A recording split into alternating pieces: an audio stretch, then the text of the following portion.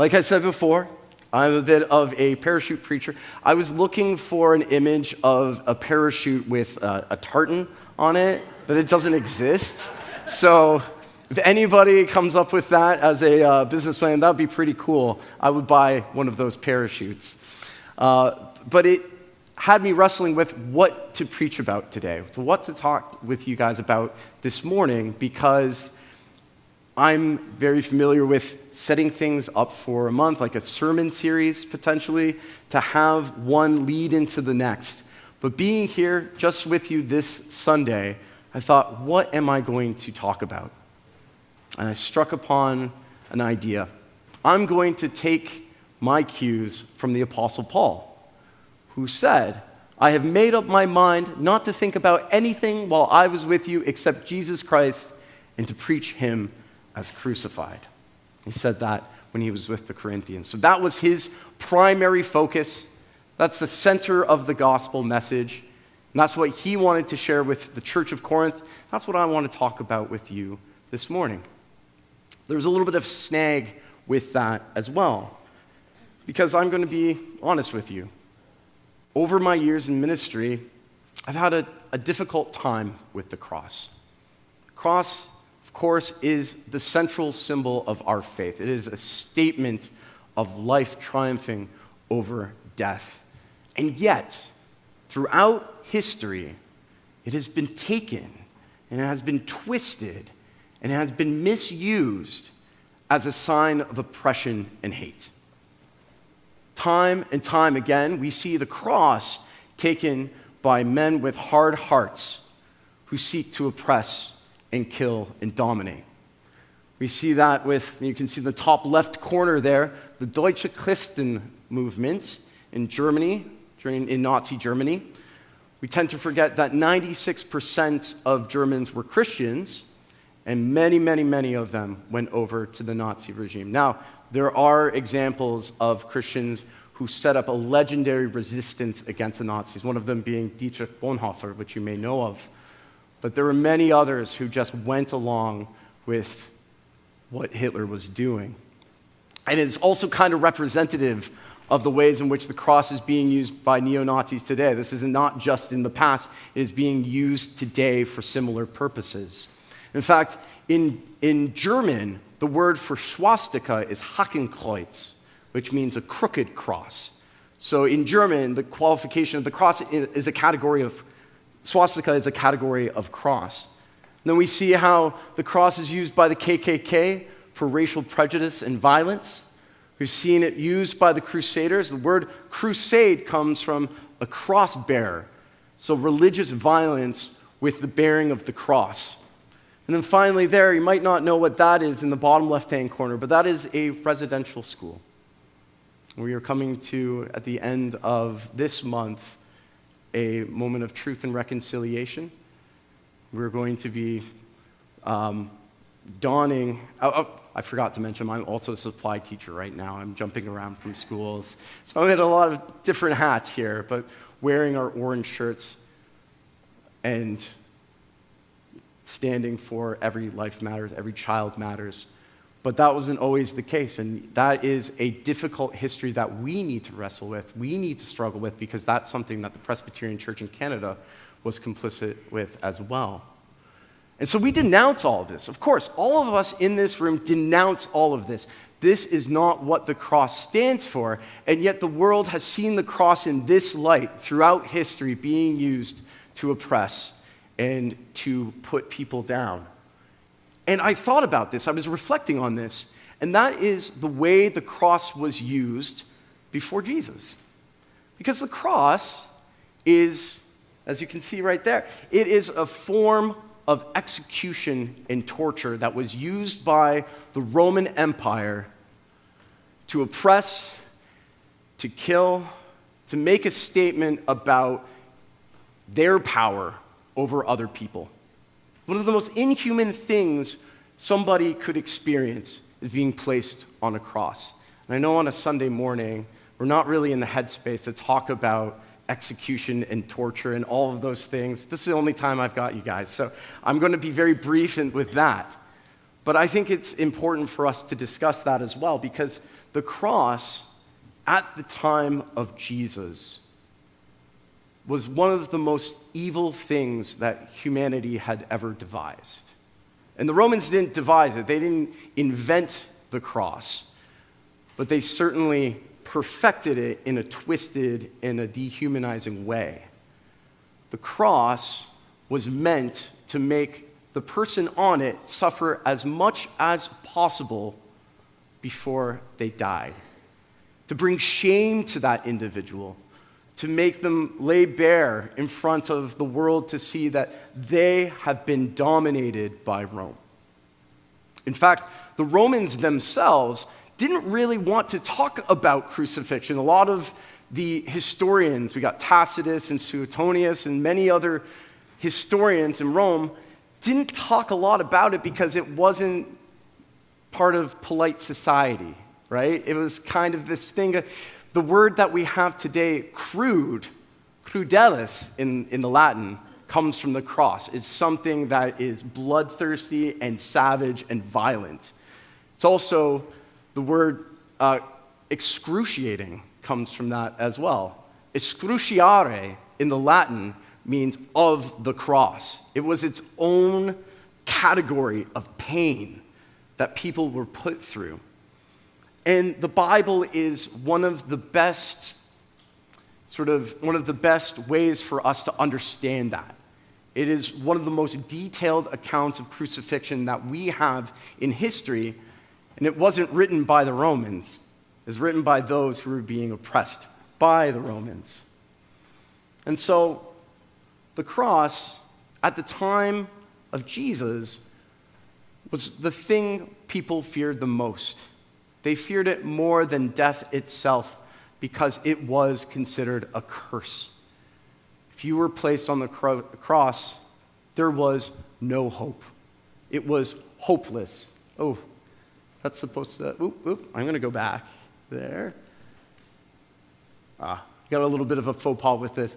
They're supposed to say hopeless, and that's crossed out because what happens, as we all know, we have hindsight with 2020 hindsight that the cross was then taken after the death of Jesus and his resurrection and was turned into a symbol of hope. But prior to that, it was the worst thing that could happen to anybody. We think about today like things that are terrible, and we can come up with a whole list of things. In the ancient world, this would be at the top of the list, the cross and being crucified. But this most extraordinary thing happened because one man was placed on a cross, and then as we sang, he breathed again. He came back to life. He overcame the cross on Sunday morning, on Easter morning. I'm going to go to this slide right here. The resurrection of Jesus completely transformed our understanding of the cross.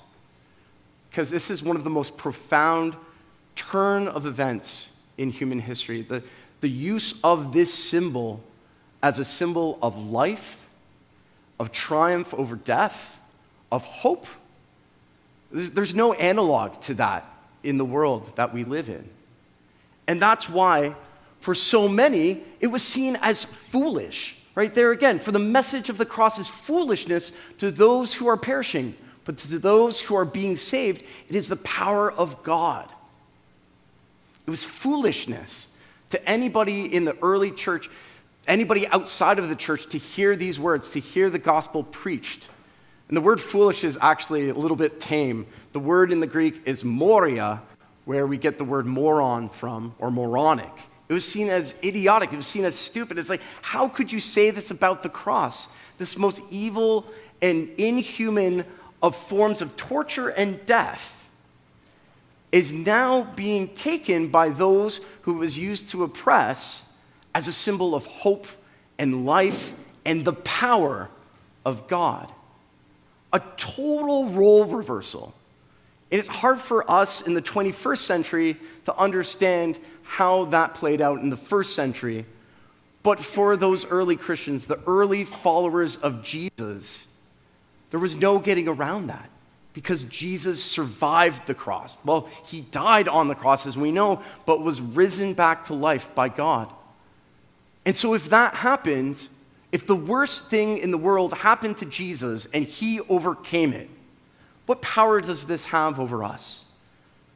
What power does this have over those who are placed upon it? That's why we have so many examples in the early church of Christians saying, do your worst.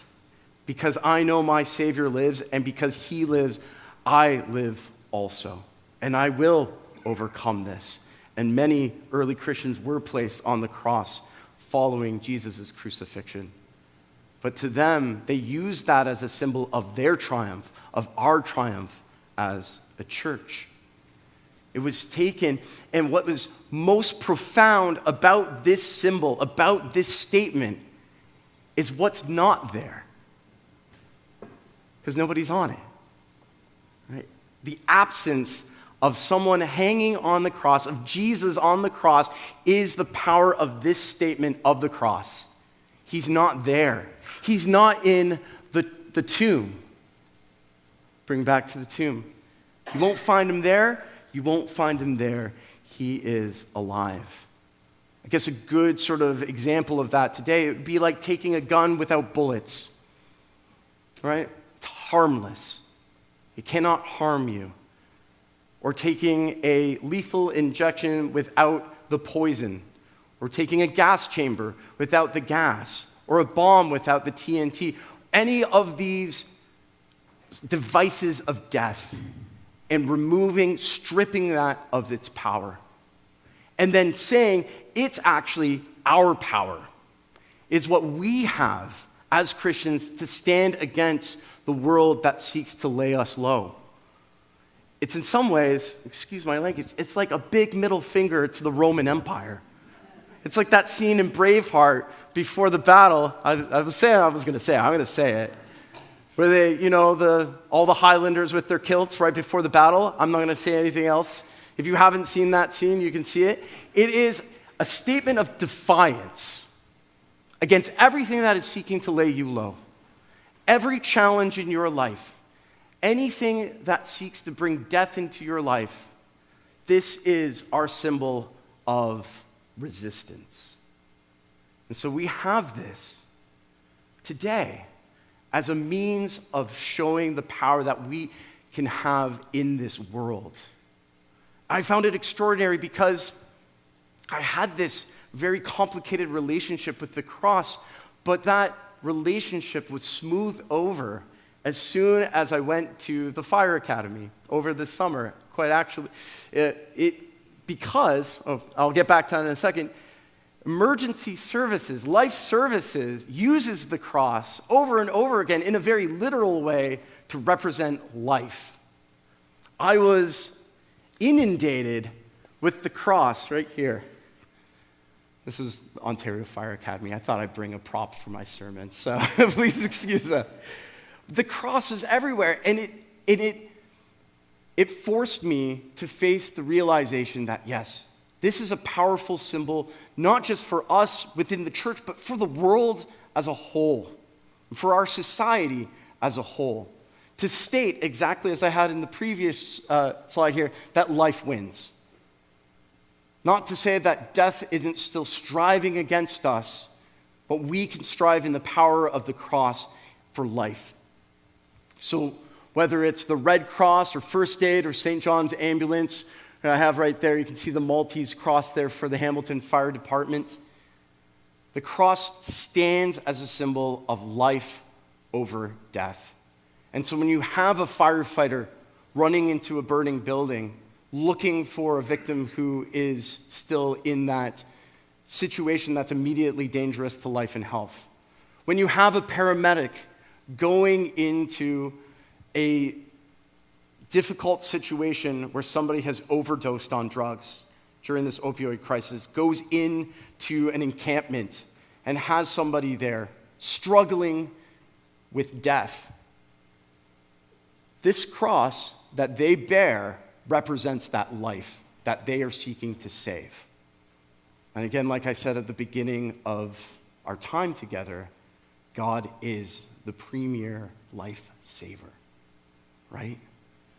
God gives us that ability to wrestle against death, because even though the victory is won over death, we still live in a world where death is very present. And we live in a world where it's hard sometimes to find hope.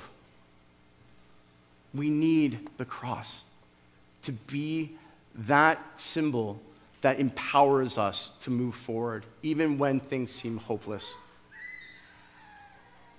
And I would like to end by saying, with that too, Jesus encourages us, and he encouraged his disciples to bear their cross. If the cross literally represents life, we are called to pick up our lives on our shoulders, on our backs, and push through. Because as we know, life is not all roses and daisies and butterflies and rainbows. Life is hard, right? Life is heavy. Life is beautiful and wonderful and messy, but life can be heavy and hard as well. And sometimes we might think we want to give up. I know that Jesus' disciples felt that way, right? When he was placed on the cross, when everything seemed hopeless. Of course, we're reading into that knowing how it all ends. They didn't know how it all ended. For them, they wanted to throw in the towel. They wanted to throw up their hands. But Jesus told them, whoever wants to be my disciple must deny themselves and take up their cross and follow me. I'm just going to quickly reach into my sporn for a second here, because I had something on my phone here from the Message Bible from Eugene Peterson. Who here is familiar with the Message Bible? Yeah. And he has a wonderful transliteration of this passage as well. And this is what he says. Anyone who intends to come with me has to let me lead. You're not in the driver's seat. I am. Don't run from suffering. Embrace it. Follow me, and I'll show you how. Self-help is no help at all. Self-sacrifice is the way, my way, to finding yourself, your true self. I'll read that again. Don't run from suffering. Embrace it. Follow me, and I'll show you how. Self-help is no help at all. Self-sacrifice is the way, my way, to finding yourself, your true self. There's no shortcuts in life. There's no easy way around. We must carry our cross, lift it up and carry it and move forward. But as Jesus said, his yoke is easy and his burden is kind. He has done it before us, and he has overcome the cross to show us that way. And we ourselves must carry the cross, but also know that we are not going to be placed on that cross. Jesus Christ is the last to be crucified truly in the way the Romans had ever wanted it to be. And he overcame it. And so we know because he did, we do also. So I want to leave that with you this morning. I want to encourage you to see the power of the cross and stand on the side of life with the cross and know that it can be that symbol for us as his people to lift up the world around us and to lift ourselves up when we fall down and things get messy and hard. Because he has overcome, he has triumphed, and so shall we. Amen.